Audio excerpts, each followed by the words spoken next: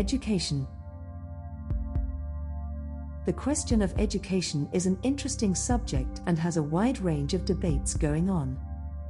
So to put it simply, in the words of a 19th century writer and pioneer, we can agree, true education means more than pursuing a certain course of study.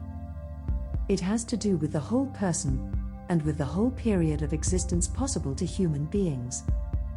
It is the harmonious development of the physical, the mental, and the spiritual powers.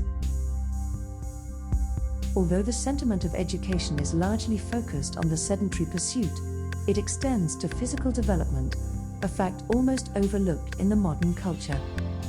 Quite often, the artistry and sports skills are usually cast aside in favor of scholarly employment. Even worse, the importance of spiritual education. In this discourse, society has concurred that education is the social institution through which society provides its members with important knowledge, including basic facts, job skills, and cultural norms values.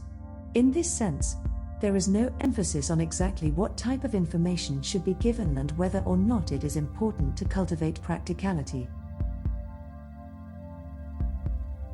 Universities, quite many, provide largely adequate knowledge for job skills, in part put an emphasis on physical education and less to no emphasis on spirituality.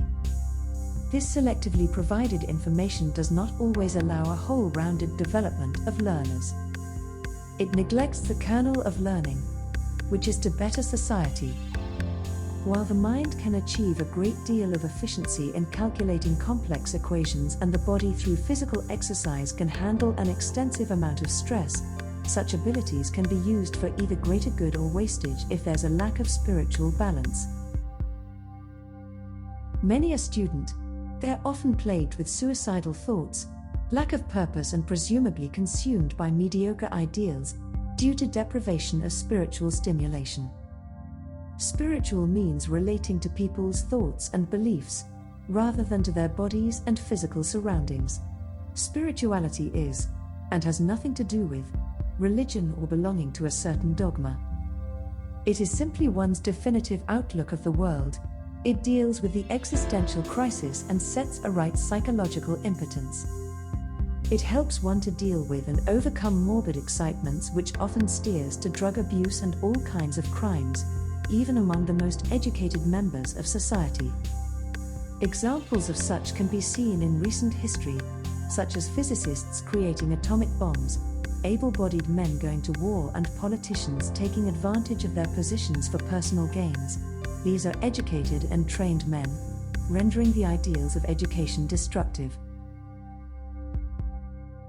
Spirituality too, if taken in the extremes of religion, it is just as destructive. Instead, there's an urgent need to emphasize on balanced and moderate kind of spiritual education, the one that promotes psychological health. Counseling, therapy and other progressive ways to cope with mental stress, like appreciation for aesthetics, amusements, etc., should be cultivated for a spiritual balance. All in all, education should be aimed at developing every human faculty possible to man. For more videos like this, please subscribe to Dead Readers Society and don't forget to leave a comment.